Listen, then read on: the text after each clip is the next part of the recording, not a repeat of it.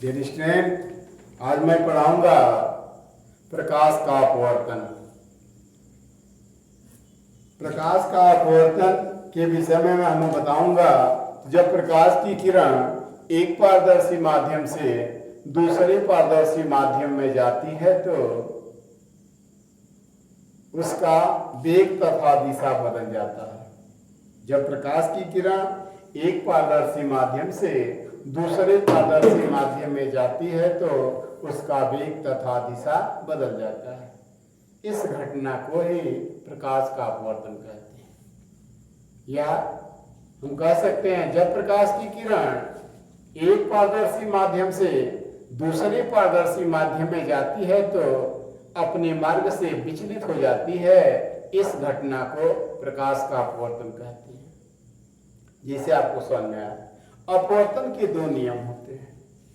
अपवर्तन के कितने नियम होते हैं वाला? दो नियम होते हैं। पहला जो नियम है आपतित किरण आपतन बिंदु पर अभिलंब तथा अपवर्तित किरण एक ही तल में होती है।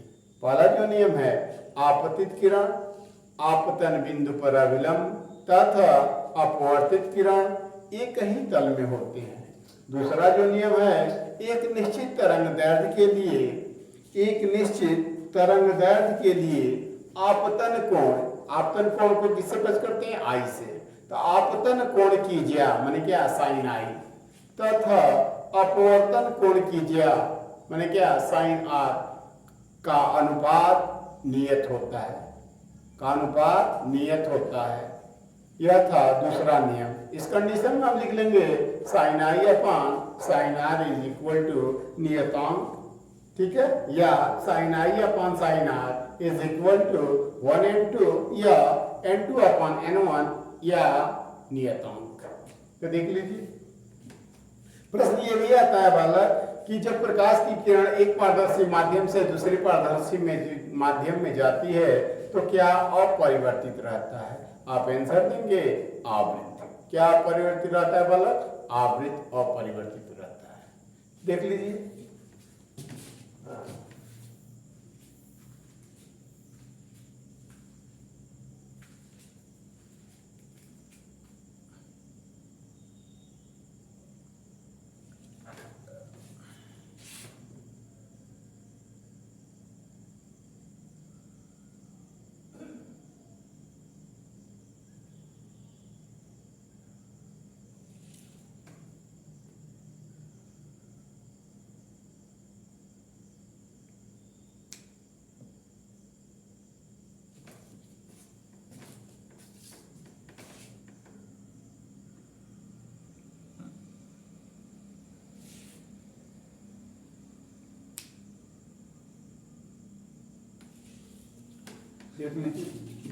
प्रकाश का अपवर्तन की परिभाषा लिखवाया हूं। क्या लिखा हूं?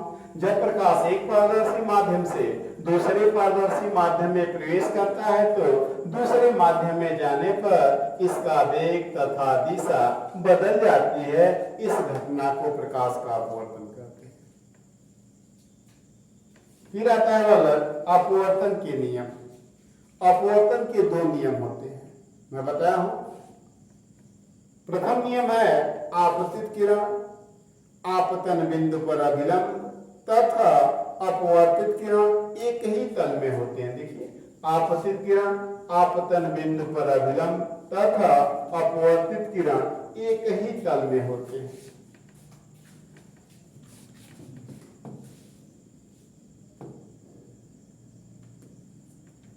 दूसरा नियम है वाला एक निश्चित तरंग दैर्ध्य के लिए आपतन कोण माने क्या? आई की ज्या माने क्या लिखेगा वाला? साइन आई ज्या तथा अपवर्तन कोण माने क्या? स्मॉल आर की ज्या माने साइन आर की निष्पत्ति नियत रहती है। क्या होती है वाला? निष्पत्ति नियत रहती है। तो लिख देंगे sine I upon sine R is equal to 1n2 या n2 upon n1 equal to नियतांक।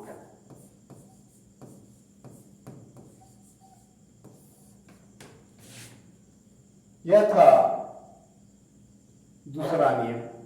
अब आगे देखिए 1 एंड 2 चित्र बना दें। जैसे मान लीजिए माध्यम 1 है,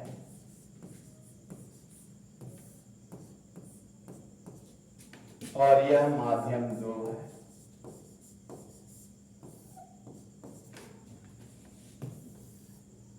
ठीक है,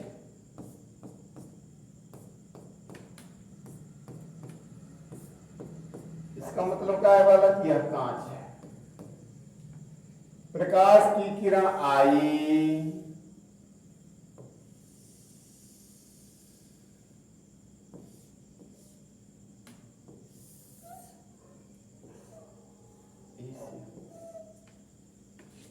ये आपका क्या हो जाएगा, अभिलंब।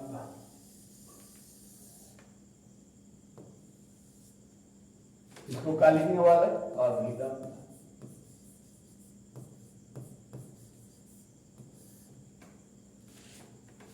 यह माध्यम 1 है, यह माध्यम 2 है।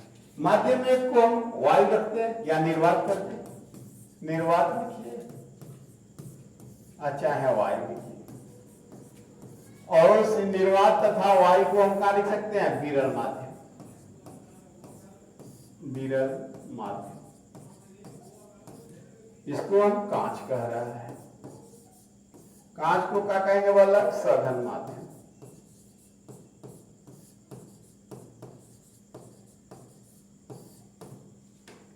अब इस किरण को आपतित किरण कहेंगे।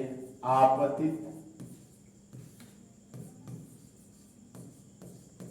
और इस किरण को हम कहेंगे अपवर्तित किरण।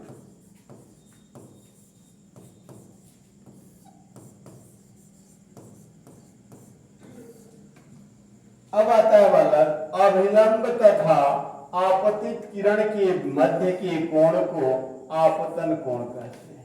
क्या कहते हैं, आपतन कोण। और आपतन कोण को किससे प्रकट कर रहा है, आई से। तो यहां लिख देंगे आपतन कोण। फिर कह रहा है अपवर्तित किरण तथा अविलंब के मध्य के कोण को क्या कहेंगे, अपवर्तन कोण। अपवर्तन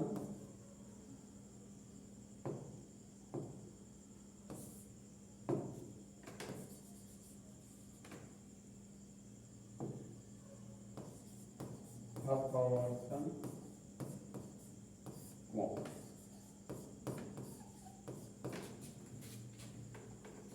कह रहा है sine I upon sine R is equal to 1 and 2 is equal to n2 upon n1 is equal to नियतांक। 1 एंड 2 को क्या कहेंगे वाले, 1 एंड 2 को कहेंगे क्या, 1 माने पहला माध्यम, तो पहले माध्यम के सापेक्ष दूसरे माध्यम का अपवर्तन क्या कहेंगे, पहले लिखिए, प्रथम लिखिए,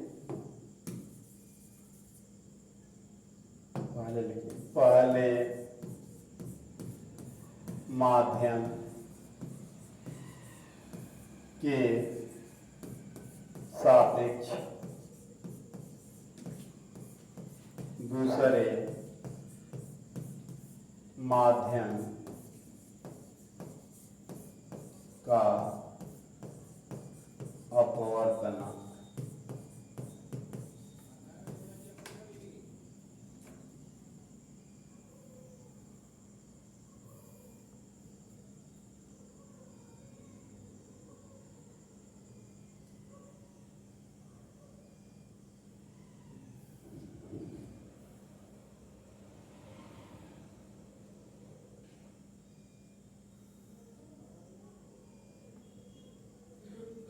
ठीक है,